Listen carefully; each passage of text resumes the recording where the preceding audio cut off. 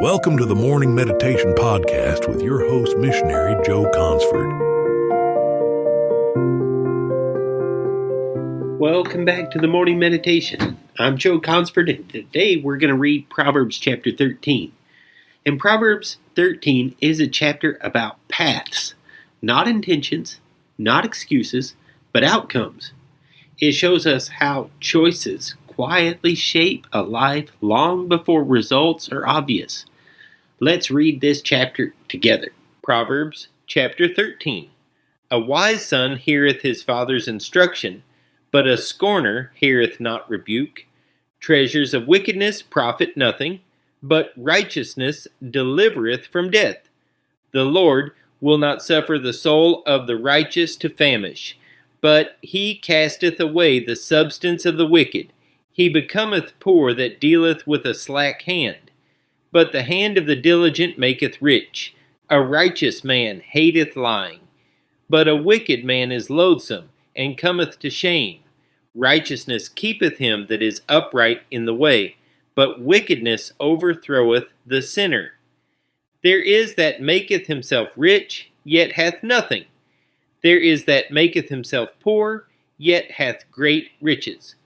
Righteousness delivereth from death. The ransom of a man's life are his riches, but the poor heareth not rebuke. The light of the righteous rejoiceth, but the lamp of the wicked shall be put out. Only by pride cometh contention, but with the well-advised is wisdom.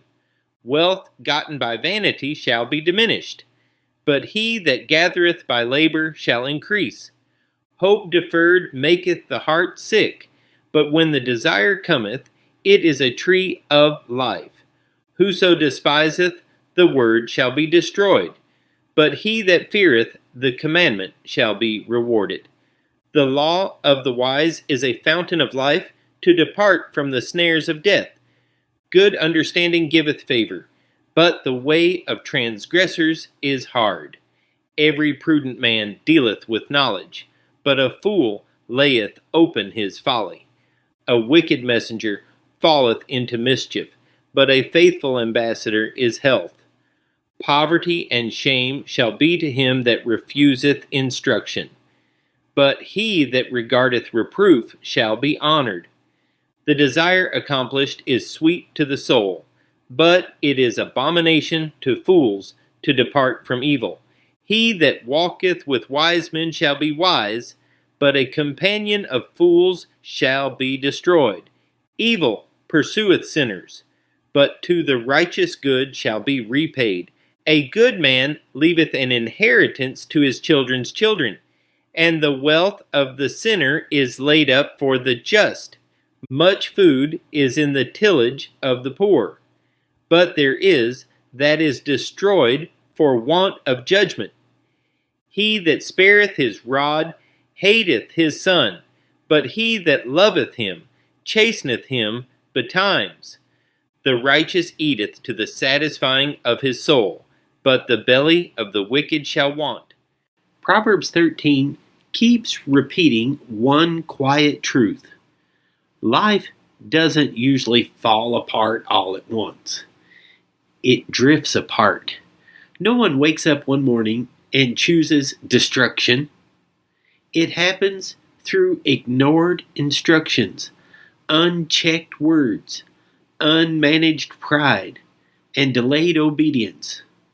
Verse after verse contrasts two people walking two different paths, often starting close together, but ending very far apart. One listens, one refuses correction, one gathers slowly, one reaches for quick gain, and the difference shows up at the end. So let's reflect on this just a minute. Number one, instruction determines direction. The chapter opens with a simple statement. A wise son heareth his father's instructions. Wisdom begins with listening, especially when correction is uncomfortable. Refusing instruction doesn't just reject advice, it rejects protection.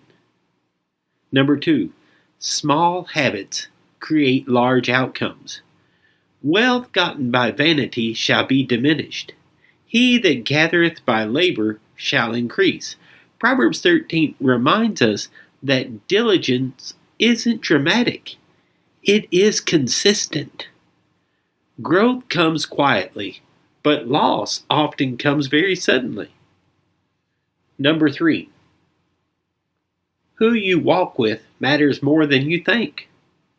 He that walketh with wise men shall be wise. Wisdom is contagious, but so is foolishness. The people you allow to shape your thinking will eventually shape your future. Proverbs 13 teaches us that wisdom is not just about knowing what is right. It's about choosing it consistently. Tomorrow, we turn to Acts 13 and we'll see the gospel move outward with purpose, and with opposition, and with power. If this meditation has helped you in any way, make sure you subscribe so you don't miss what's next, and share it with a friend if you think of somebody that needs this.